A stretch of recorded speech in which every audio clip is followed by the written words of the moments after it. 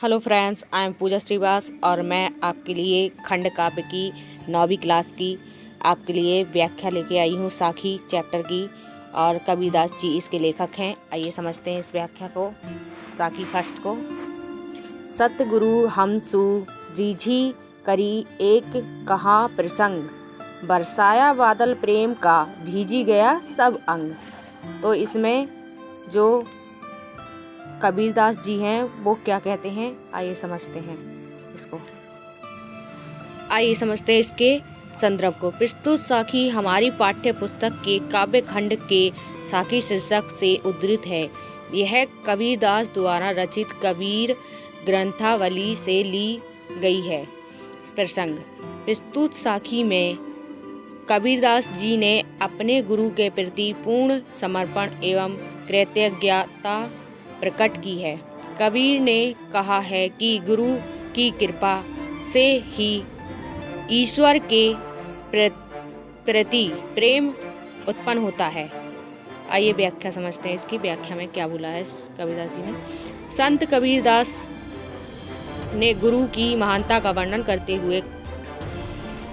हुए कि सतगुरु ने हमसे प्रसन्न होकर जो ज्ञान का उपदेश हमें दिया है, उस उपदेश के कारण ही हमारे हृदय में ईश्वर के प्रति सच्चा प्रेम प्रकट हुआ। गुरु द्वारा दिए गए उपदेश से भक्ति, प्रेम और स्नेह रूपी बादलों की ऐसी वर्षा हुई जिससे मेरा अंग अंग भीग गया।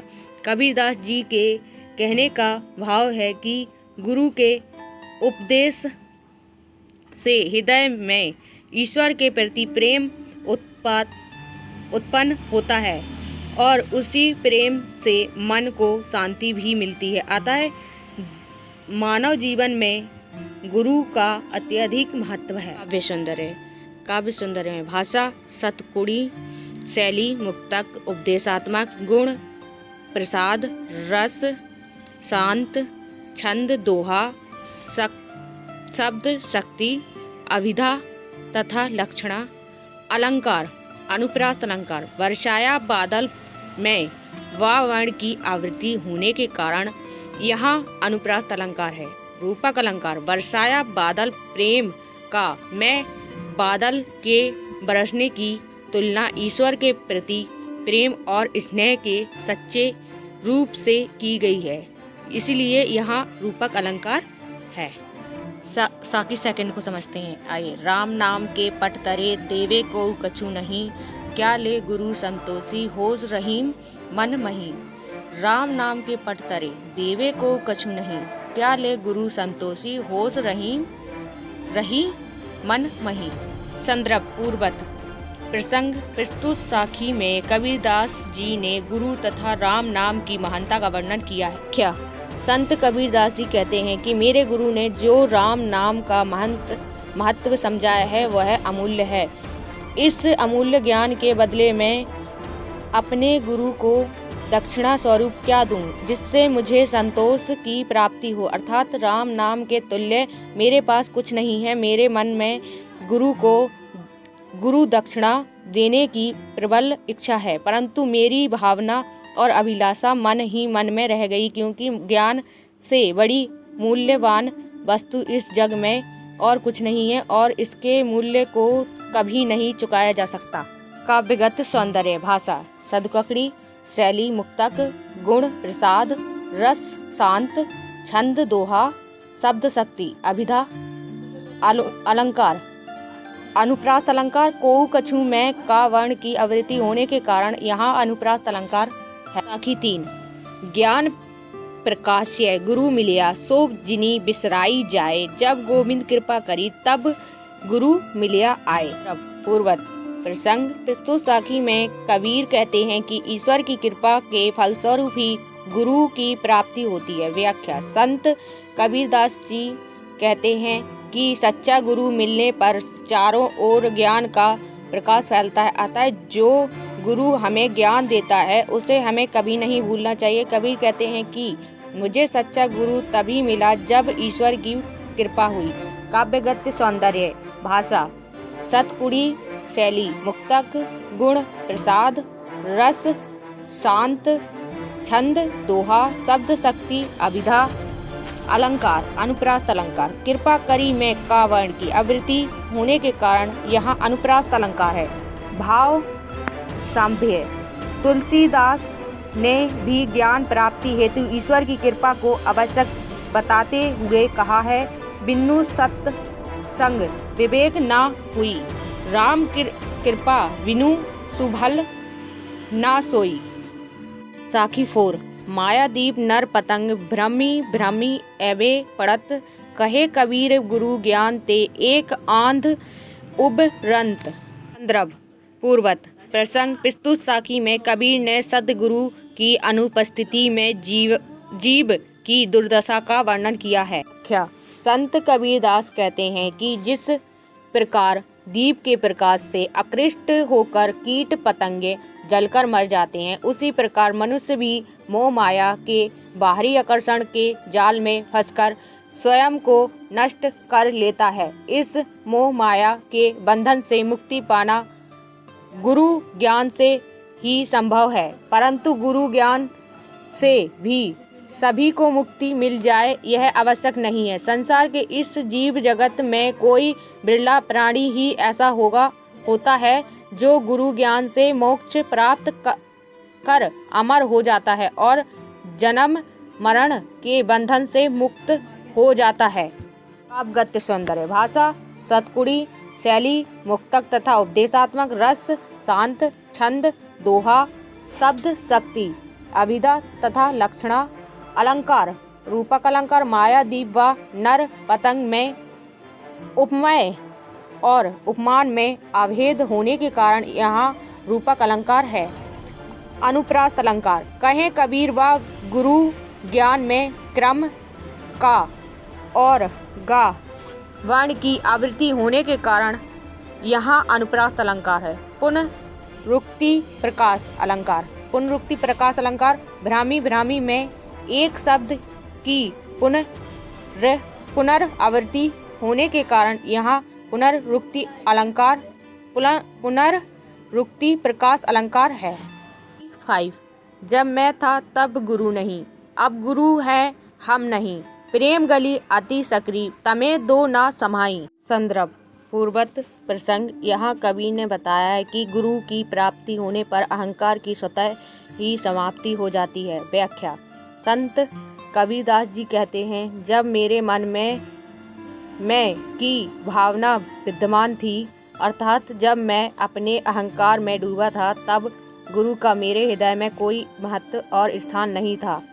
मैं अहंकार में लिप्त हो जाने के कारण गुरु के प्रति श्रद्धा भावना ना रख सका, किंतु आज जब मेरे मन में गुरु के प्रति श्रद्धा भावना जागृत हुआ है तो मेरा अहंकार स्वतः ही समाप्त हो गया है। कबीरदास जी का मानना है कि प्रेम रूपी हृदय की गली अत्यंत सकरी तंग है। उसमें एक समय में दो विपरीत भाव एक साथ समाहित नहीं हो सकते। जब तक उस गली में अंधकार अर्थात अहंकार विद्यमान रहता है, तब तक उसमें गुरु भक्ति प्रेम प्रवेश नहीं कर सकती, और जब उसमें गुरु ज्ञान समाहित हो जाता है, तब उसमें अहंकार को कोई स्थान नहीं मिलता। सौंदर्य। भाषा सदकड़ी, शैली मुक्तक तथा उपदेशात्मक, गुण प्रसाद, रस शांत, छंद, दोहा, शब्द शक्ति, अभिधा तथा लक्षणा।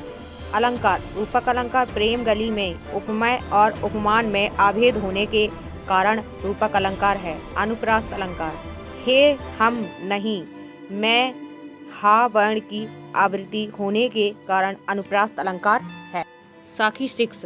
भक्ति भजन हरि ना है दूजा दुख अपार, मनसा बच्चा करमना कबीरा सुमृण सार। पूर्वत प्रसंग। प्रस्तुत साखी में संत कबीर ने भव सागर पार करने के लिए ईश्वर के स्मरण को उपयोगी बताया है। व्याख्या। संत कबीरदास जी कहते हैं कि मनुष्य के लिए परमात्मा की भक्ति और भजन नाव के समान उपयोगी है। परमात्मा की भक्ति और भजन के अतिरिक्त अन्य सभी साधन दुखों में परिपूर्ण है। इसी भक्ति रूपी नाव से संसारी दुख रूपी सागर को पार किया जा सकता है। इसलिए मनुष्य को मन, वचन और कर्म से हरि नाम का स्मरण करना चाहिए। यही इस जीवन का परम सत्य और सार है। काव्यगत सौंदर्य, भाषा, सतकुकड़ी, शैली, मुक्तक तथा उपदेशात्मक गुण, प्रसाद, रस, शांत, छंद, दोहा, शब्द शक्ति, अभिधा, अलंकार, अनुप्रास अलंकार, भक्ति, भजन, दूजा, दुख, सुमृण, सार में क्रमस्य भा, दा, सा वर्ण की पुनर्वृत्ति के कारण यहाँ अनुप्रास अलंकार है। रूपक अलंकार, मोक्ष की प्राप्ति हेतु ईश्वर स्मरण रूपी नाव को उपरोक्त पद्यांश में उपयोगी बताया गया है। इसलिए हरि नाव में रूपक अलंकार है।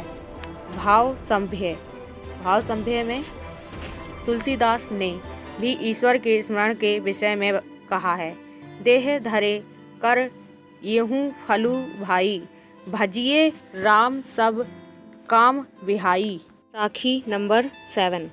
कबीरा चित्त चमकिया, चाहू दिसी लाही, हरि सुमरण हाथू, घड़ा बेगे लेहू बुझाई। संदर्भ, पूर्वत प्रसंग प्रस्तुत साखी में संत कवि ने संसार के दुखों से मुक्ति पाने का एकमात्र उपाय ईश्वर का स्मरण बताया है। व्याख्या, संत कबीरदास जी कहते हैं कि उनके हृदय में ज्ञान की ज्योति फैल गई है, जिसके कारण उन्हें संसार में चारों ओर विषय वासनाओं की आग लगी हुई दिखाई दे रही है। अब हमारे पास ईश्वर का स्मरण रूपी घड़ा है, जिससे शीघ्र ही इन विषय वासनाओं रूपी अग्नि को बुझा लेना चाहिए। भाव यह है कि संसारी जाल से मुक्ति का एकमात्र उपाय ईश्वर का स्मरण है। ईश्वर स्मरण के द्वारा ही दैविक तथा भौतिक दुखों से मुक्ति पाई जा सकती है। काव्यगत सौंदर्य, भाषा, सतकुड़ी, शैली, मुक्तक, गुण, प्रसाद, रस, शांत, छंद, दोहा, शब्द शक्ति, अभिधा, अलंकार, अनुप्रास अलंकार, चित्त चमकिया, लगी, लाई में क्रमशः चा और ला की पुनर्वृत्ति के कारण यहाँ अनुप्रास अलंकार है। रूपक अलंकार, हरि सुमृण हाथू, घड़ा में अहंकार की समाप्ति हेतु हरि स्मरण रूपी घड़ा के विषय में बताया गया है, इसलिए यहाँ रूपक अलंकार